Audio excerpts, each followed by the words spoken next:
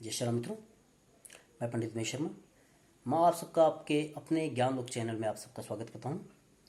मित्रों, आज मैं आपके साथ के सामने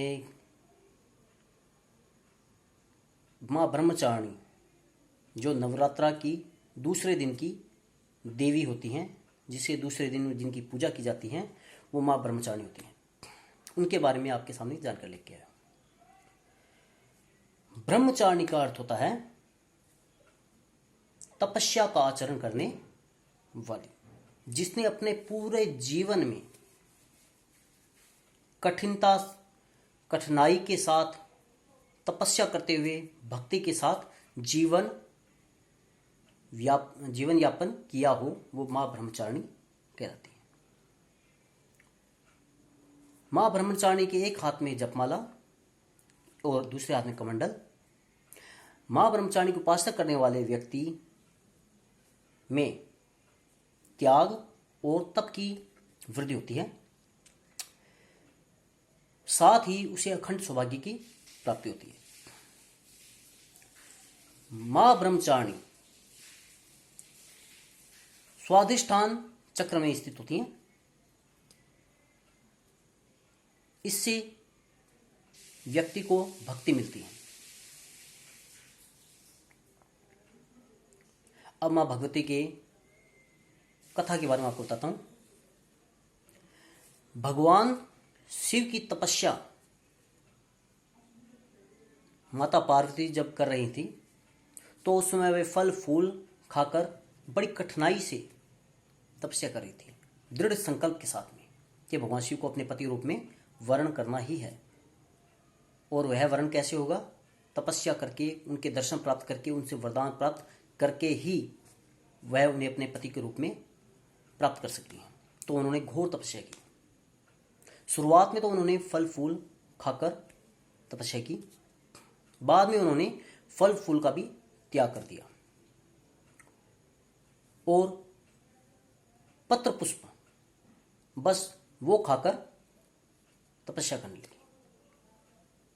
फिर उन्होंने और दृढ़ता के साथ में बिल्कुल पत्र पुष्पों को भी खाना छोड़ दिया। फिर उन्होंने निराहार व्रत किए, खाली वायु पीकर तपस्या की।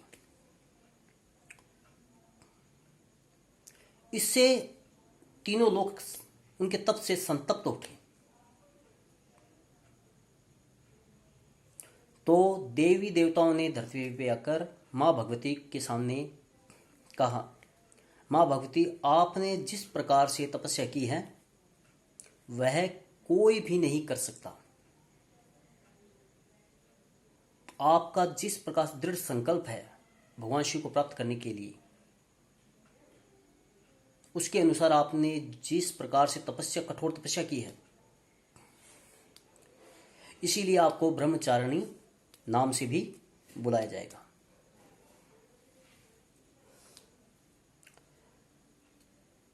तो उन्होंने कहा कि आप अब अपनी तपस्या को छोड़ दीजिए और हम आपको वरदान देते हैं कि आपको भगवान शिव के दर्शन प्राप्त होंगे और वो पति रूप में आपको प्राप्त होंगे। मां भक्ति ने फिर भी तपस्या नहीं छोड़ी, क्योंकि उनके मन में यह संकल्प था कि वो भगवान शिव के प्रत्यक्ष दर्शन करके उनसे ही वरदान प्राप्त करना चाहती हैं। फिर उन्होंने और तपस्या की। अंत में भगवान शिव ने उन्हें दर्शन दिए और अपनी और पति होने का वरदान दे दिया कि मैं आपसे विवाह करूंगा। फिर वो अपने तप से निवृत्त हुई। इसीलिए उनको मां भगवती को ब्रह्मचारिणी कहा जाता है, क्योंकि उन्होंने कठोर तपस्या की थी भगवान शिव के लिए।